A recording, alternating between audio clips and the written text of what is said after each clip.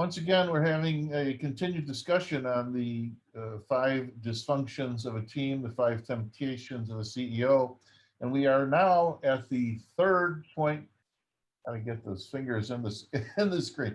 The third level on the ladder. And that third level has to do with a really big temptation.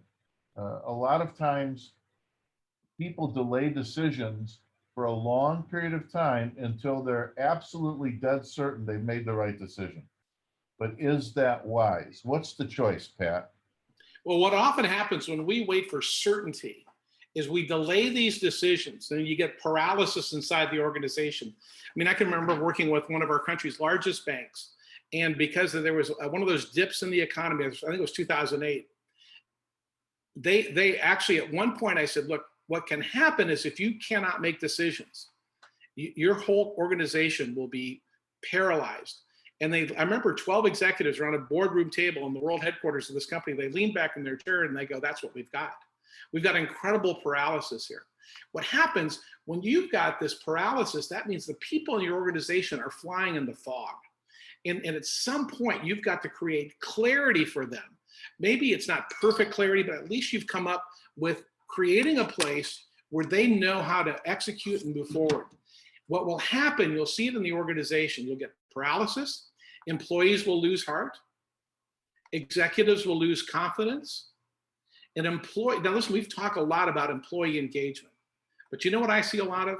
Executive engagement declines. Not only do your employees' engagement declines, but I've been in organizations where the executive engagement declined because they took too long to make decisions and they realized they revisited them over and over again. Windows of opportunities closed. And now not just employees, but executive engagement declined. All sorts of toxic effects from that, aren't there? And the fact is, we're never going to know for sure, really, that we did the right thing, except it will unfold over time. And so if we get in the habit of being more decisive, then we get, just like years ago, Tom Peters said, a bias for action. A bias for action has a tremendous positive effects on the momentum of the organization. And if you made the wrong decision, you admit it and, move on to an adjustment. You either make a course adjustment or a fine adjustment, or sometimes, you may have to abandon the direction completely, but at least you're going somewhere. Now, one thing that I'd like to pull into this particular segment is I see the two books or the three books dovetail together in so many ways.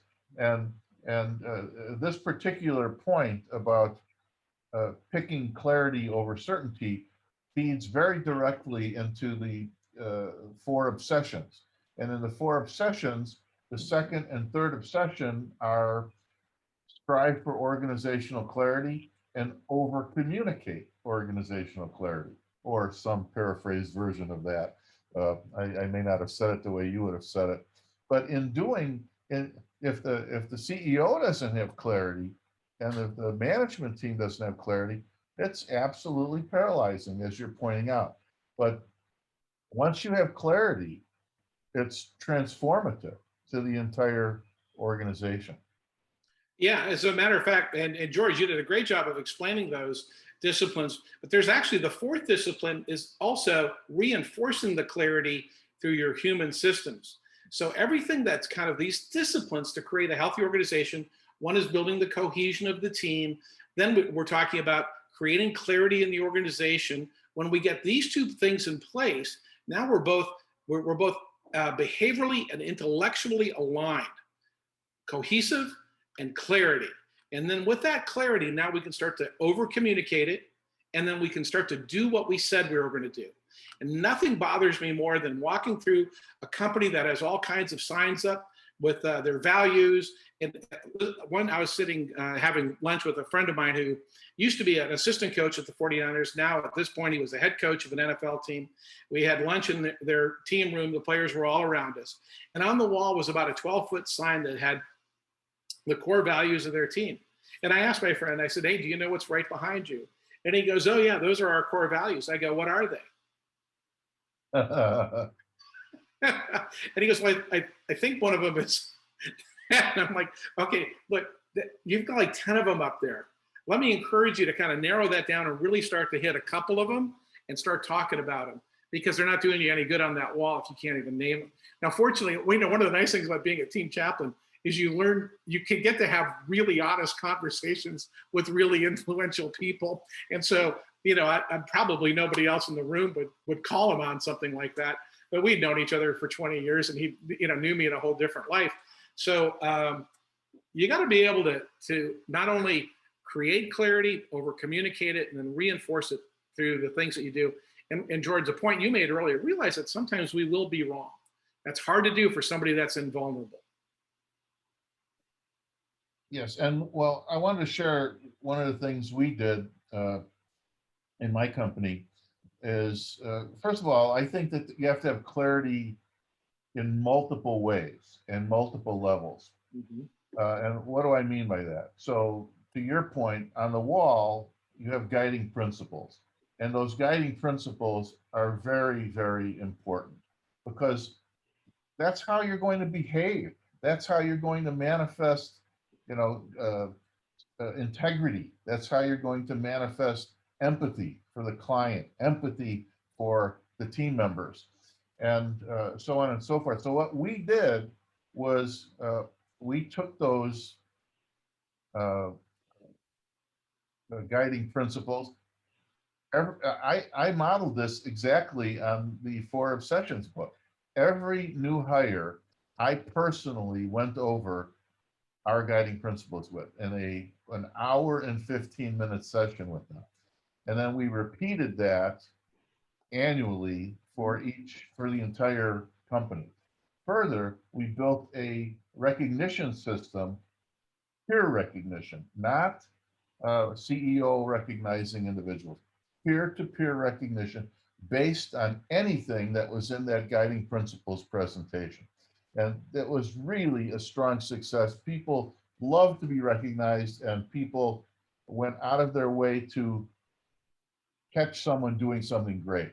And the impact on the culture was tremendous. So that's at a sort of global level. No matter what the strategic initiative is or the tactical initiative is, who are we? But Yeah, then, absolutely. It's the foundation. It underlies everything else that you do. and then separately, the most effective period in our company's history was when we had clarity with what each quarter's objectives were. Everyone in the company needed to be able to recite what we were trying to accomplish in that quarter. And it was reinforced in every meeting, every month, and quarter by quarter, we made a giant jump in what we accomplished as a team. So it all started with my own clarity of, and the management team's clarity. What do we want to accomplish? But once we determined that, we propagated that very powerfully throughout the organization. George, let me reinforce. I love that you said people needed to know it. I've often quoted a former client, very bright woman that went to Yale. She was now a senior executive at one of our largest biotech firms in the country. And she said about her organizational clarity that she wanted her people to be able to chant it. That's how well they needed to know it, not just memorized. We wanted same words every time. And I want them to clearly know where we're going. Yes.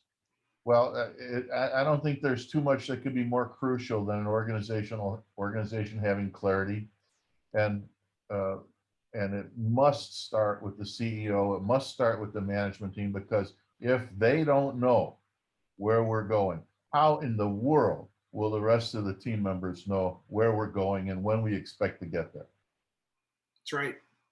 All right, that'll conclude this section, Pat, and we'll be back in a few minutes with our next temptation.